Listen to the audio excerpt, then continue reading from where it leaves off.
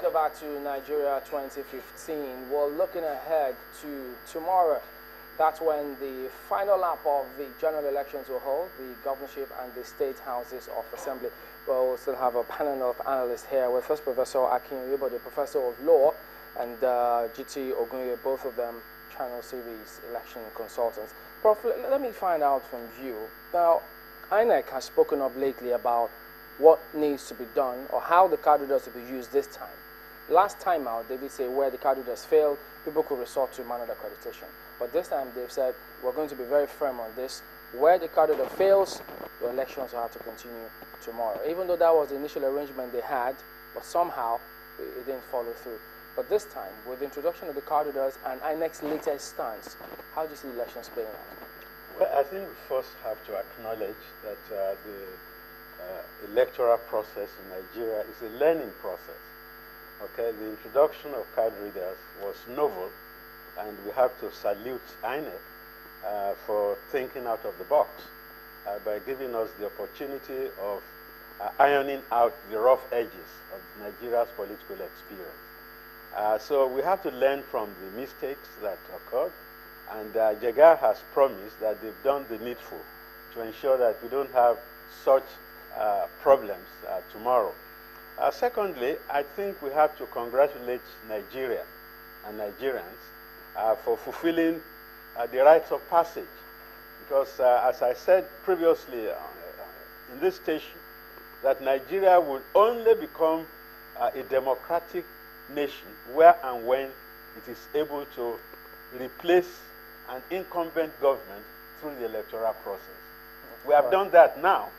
Ghana has done it thrice, and that is why Obama, for instance, feels very comfortable in visiting Ghana as a firm member of the Democratic Union. Nigeria is just mounting the podium, as it were. Okay. Much as, nobody wants to give up easily.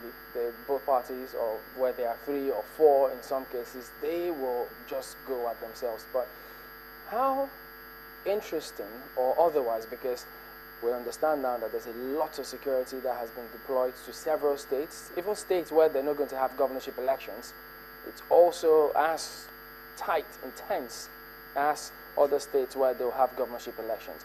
So do you eventually see that while they go out there with the candidate, electorate will go out there confident that, yes, this time, no matter what anybody tries to do, our vote will count, just as it did previously? Well, let me begin by saying that there's a human sentiment to the effect that nothing beats success. Success always begets success, just like failure also begets failure. The Americans love to say that the world loves a winner. So my hunch is that the notorious bandwagon effect is going to be fully at play. Nobody wants to be in the political wilderness. And that's why you've seen such a surfeit of defectors who later then embracers of the winning party's ideology, if there is one. So I believe that Nigerians, like other human beings, don't really appreciate losers.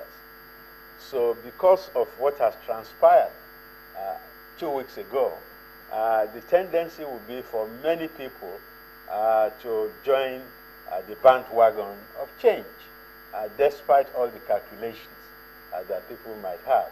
I think majority of people would have a rethink in terms of not wanting to lose out in the next 4 years. So we might be in for quite some surprises. Is it about lose it out, or what should it be for the concerns of people, the Nigerian masses, and the those running for governorship, or those following party pursuits? Is it more important that this kind of mobility from one party to the other is encouraged?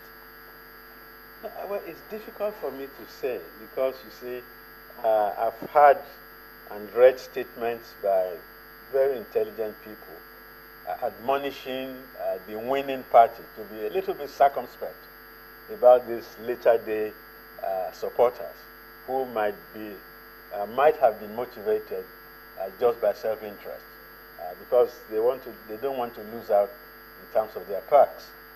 political offices that they occupy. A new gang is going to be in town in another month.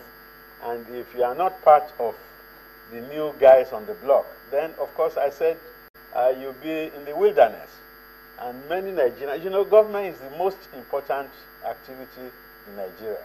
Government is the largest employer. There are about 4,000 jobs that the federal government will have to fill. All those corporations, board memberships, all sorts of things. It takes a politician with guts and tremendous war chest to live it out, to stay out in the cold for the next 4 years because of some belief in some idea. So I'm very practical. I don't want to be theoretical about this. People don't want to lose their meal ticket. And that eventually is going to motivate them. But the APC will not have to change everything, would it? Well, I don't belong to the APC. But the little I know about them is that they have a manifesto of change. You don't want more of the same. And majority of Nigerians, going by the elections of March 28, have voted for change. And change we are going to see. And whoever cannot survive in this new scheme of things will have to revise his situation. That's why I'm saying, you want me to make a projection of what will be tomorrow. And I'm saying that Nigerians are rational people. They are worldly wise.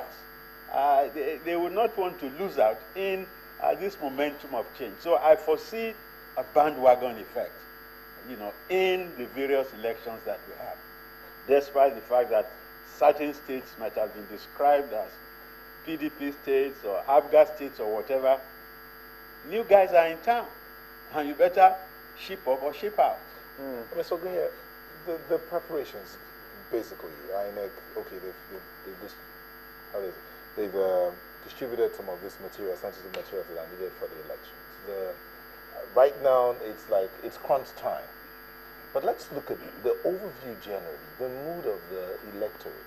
The Prof has talked about the fact that there's a new gang in town, and so people are moving. Last minute moves. But would that in any way work out in the polls tomorrow? Not likely. And I just wish to add to what Prof has said, that it's not just because people want to join in. When they think that they're going to see a better election tomorrow, it is also because you're going to see a change of attitude on the part of the security managers. Election. Read between the lines. Listen carefully to what is being said. Just yesterday, Chief of Defense Staff, when he was visited and when he was being congratulated with the rest of the service chiefs by Salami Abubakar, retired head of state and general, he said, look, we are a product of democracy. Why are people supposing that we might even work against democracy, that we are partisan and all that? Look, I'm saying that what I've seen in the last 2 weeks is that because people know that a day of judgment is nigh.